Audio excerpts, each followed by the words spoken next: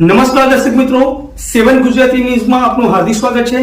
હું છું રીતેશ રાવલ ને હવે જોઈશું આજના મુખ્ય સમાચાર।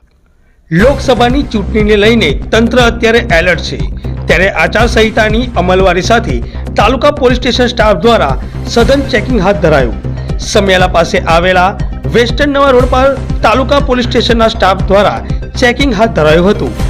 લોકસભાની ચૂંટણીને લઈને કોઈ શંકાસ્પદ વ્યવહાર ન થાય તે માટે તાલુકા પોલીસ સ્ટેશન દ્વારા આ ચેકિંગ હાથ ધરાયું હતું। ત્યારે આવતા જતા વ્હીકલને રોકી ખૂબ કડકાઈ રીતે ચેકિંગ હાથ ધરવામાં આવ્યું હતું।